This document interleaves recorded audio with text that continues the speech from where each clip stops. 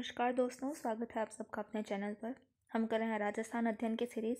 आज हम शुरू करेंगे कक्षा 8 की राजस्थान अध्ययन। हमारा राजस्थान का जो भाग 3 है, इसमें इम्पोर्टेंट पार्ट हैं, जैसे कि राजस्थान की क्रांति जो थी, राजस्थान के जो जनसंख्या है, देखिए चैप्टर के नाम क्या क्या हैं।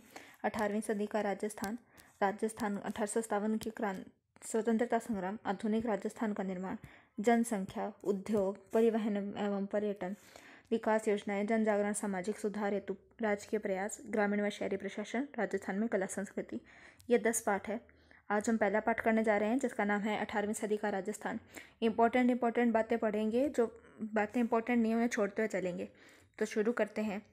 मराठा शक्ति को सर्वप्रथम शिवाजी ने संगठित किया। मराठा शक्ति को सर्वप्रथम किसने संगठित किया है? शिवाजी ने संगठित किया है। औरंगजेब की मृत्यु के पश्चात, औरंगजेब की मृत्यु हुई कब थी?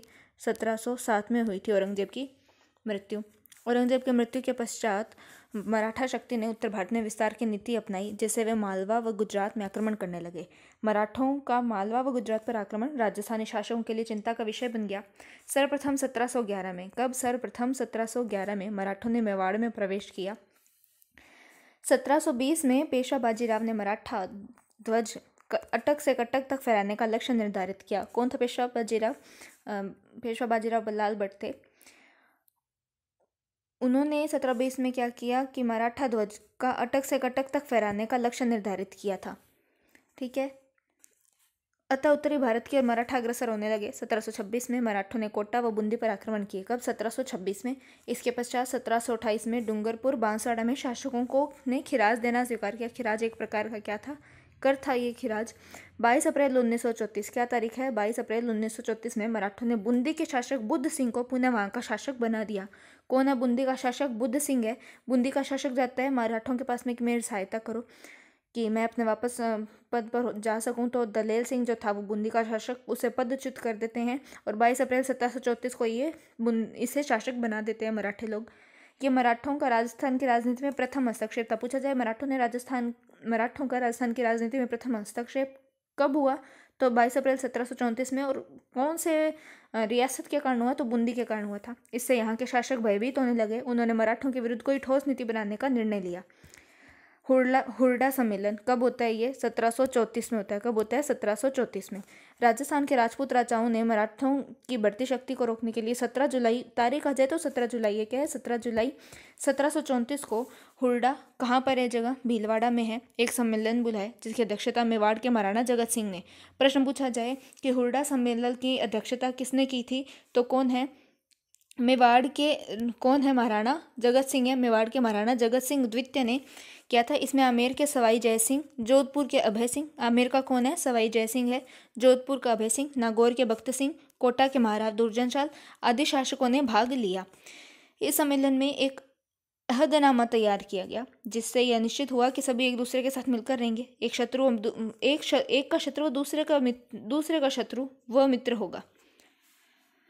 मतलब कि अगर मेरा कोई शत्रु है तो वो आपका भी शत्रु होगा, मेरा कोई मित्र है तो वो आपका भी मित्र होगा। इस तरीके से हुई डिसीजन। कोई भी नई योजना सभी मिलकर निश्चित करेंगे। वर्षा ऋतु के पश्चात रामपुरा में सभी एकत्र होंगे, किंतु ये सभी शर्तें कागज तक ही सीमित होकर रह गई। कोई भी पालना नहीं की गई। कि जो हुरडा सम्मेलन हुआ था उसकी अध्यक्षता की थी मेवाड़ के महाराणा जगत सिंह ने। आमेर को रिप्रेजेंट किया था सवाई जय सिंह ने, जोधपुर के अभय सिंह थे, नागौर के बख्त सिंह थे और कोटा के महाराज दुर्जनशाल थे। इन सब ने क्या किया कि अभी तो वर्षा हो रही है, वर्षा ऋतु के बाद हम रामपुर में मिलेंगे। हम सभी का जो मित्र हो, एक का मित्र होगा सभी का मित्र, एक का शत्रु होगा सबका शत्रु होगा। योजना हम सब मिलकर बनाएंगे, कोई भी कार्य करेंगे सब मिलकर करेंगे। पर ऐसा नहीं होता है, ये बातें कागजों तक ही रह जाती है।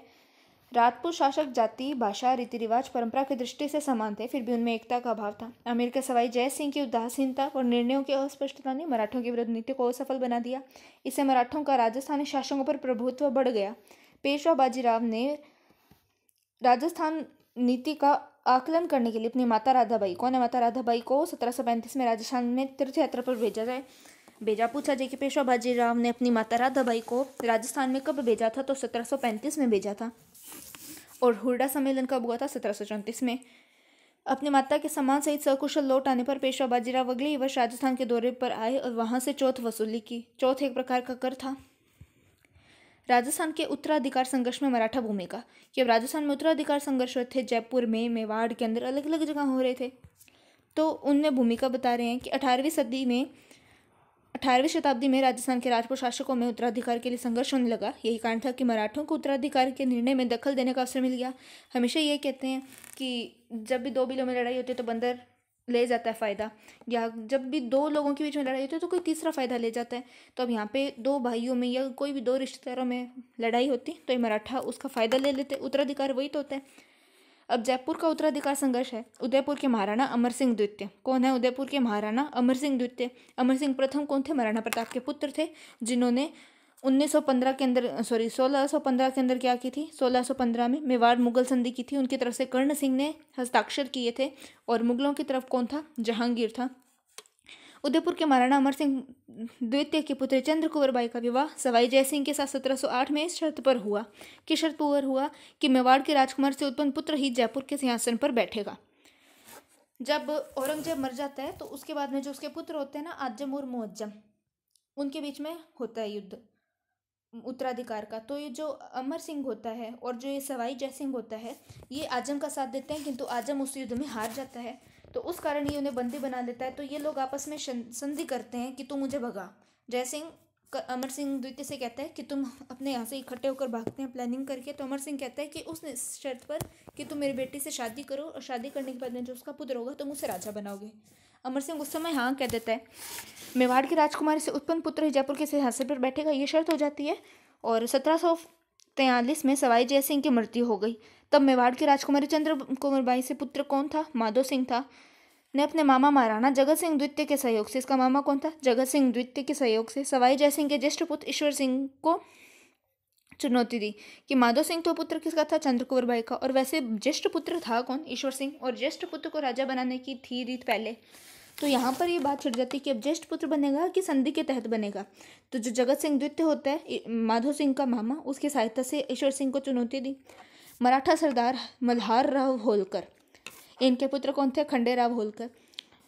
मराठा सरदार मल्हार राव होलकर द्वारा माधो सिंह का पक्ष लिया गया कि भाई ट्रेटे के अनुसार माधो सिंह को राजा बनना चाहिए। ईश्वर सिंह व माधो सिंह के मध्य राजमहल और बगरू के युद्ध हुए। कौन कौन से युद्ध? राजमहल और बगरू के युद्ध। पूछा जाए राजमहल और बगरू के युद्ध किन के मध्य हुए, तो माधो सिंह और ईश्वरी सिंह के बीच। अपने सेनापति हरगोविंद नटानी, कौन है? हरगोविंद नटानी की कुटिलता के कारण ईश्वर सिंह को आत्महत्या करनी पड़ी, और माधो सिंह मराठों के सहयोग से जयपुर का शासक बन गया। ये तो हुआ जयपुर का उत्तराधिकार संघर्ष। अब है जोधपुर का। जयपुर के बाद जोधपुर में मराठों ने हस्तक्षेप किया, वहाँ भी राम सिंह और भक्त सिंह। जयपुर में कौन था? ईश्वरी सिंह और माधो सिंह। जोधपुर में कौन है? राम सिंह और भक्त सिंह के मध्य उत्तराधिकार का संघर्ष हो गया। दोनों ही मराठा सहायता के प्रयास में जुट गए कि इधर से राम सिंह कह रहे मराठा इधर आओ, भक्त सिंह कह रहे मराठा इधर आओ। दोनों लग गए मराठों के झटके भाव। पेशवा, सिंधिया व होलकर में के हस्तक्षेप बढ़ गए कि अब तीनों ही इनके बीच में आ रहे हैं कि हम आए। अंततः राम सिंह को राज्य का आधा भाग मिल गया। मारवाड़ का विभाजन ही नहीं हो बल्कि आर्थिक दिशा भी सोचनी हो गई कि आधा भाग राम सिंह को, आधा भाग भक्त सिंह को। अब जो मारवाड़ इतना बड़ा था, पावरफुल था, अब उसका विभाजन हो गया तो आर्थिक दिशा भी तो हो गई ना, हाफ हाफ हो गई दोनों में। तो आर्थिक देखा जाए तो हर तरीके से वो चीज़ हाफ हो गई। व्यापार नष्ट हो गए, कृषि बर्बाद हो गई, और मराठों की मांगे दिन प्रतिदिन बढ़ती चली गई।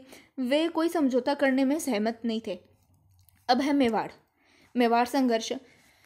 1761 में महाराणा राज सिंह द्वितीय की मृत्यु होने के बाद, किसकी मृत्यु के बाद? महाराणा राज सिंह द्वितीय की मृत्यु के बाद अरि सिंह को मेवाड़ के राज सिंहासन पर बैठा दिया। उसके कुछ समय बाद मेवाड़ गद्दी के भी दो दावेदार हो गए। कौन? एक तो अरि सिंह व दूसरा रतन सिंह। मेवाड़ में कौन कौन है? हरि सिंह और रतन सिंह। मारवाड़ में राम सिंह और भक्त सिंह, और जयपुर में ईश्वरी सिंह और माधो सिंह।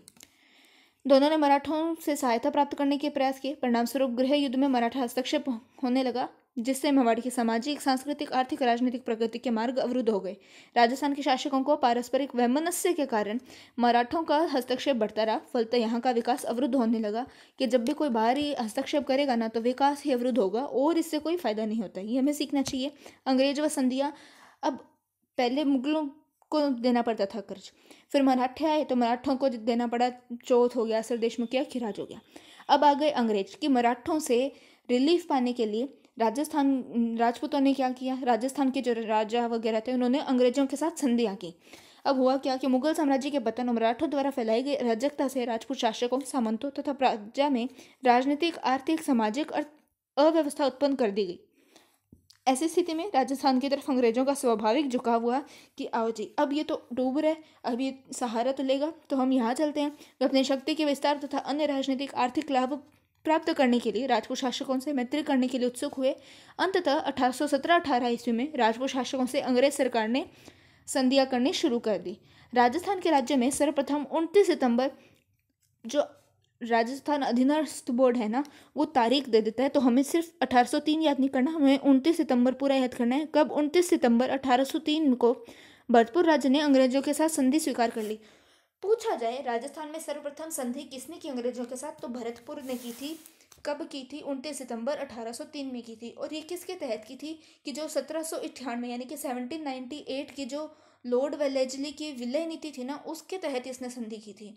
और अगर सीधा पूछा जाए कि जो 18 से लेकर 1823 तक संधि चली थी, उसमें सर्वप्रथम किसने किया था कि 1818 के तहत सबसे पहले संधि किसने की थी, तो किसने की थी?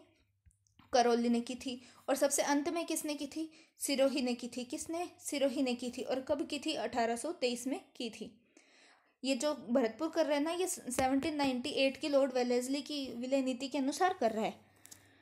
1818 ईस्वी तक सिरोही राज्य को छोड़कर सभी राज्यों ने कंपनी का संरक्षण स्वीकार कर लिया। केवल मारवाड़ के विरोध के कारण, किसके विरोध के कारण? मारवाड़ के विरोध के कारण सिरोही ने तत्काल संधि नहीं हो सकी और 1823 ईस्वी में संधि पर हस्ताक्षर हुए। इस प्रकार अल्प समय में ही संपूर्ण राजस्थान अंग्रेजों के संरक्षण में आ गया। अब है संधियों का परिणाम। संधियां हुई, इसका परिणाम क्या था? 1817-18 की संधियों के परिणाम स्वरूप अंग्रेजों को दिए जाने वाले खिराज से देशी शासकों की आर्थिक स्थिति खराब हो गई। आर्थिक स्थिति तो खराब होगी, पहले मुगलों को दिया, फिर मराठों को दिया, अब इन्हें दे रहे हैं अंग्रेजों को। अंग्रेजों तो ज़्यादा ही खून चूसने वाले थे। अंग्रेजों को शासकों के आंतरिक मामलों में हस्तक्षेप का अवसर मिल गया।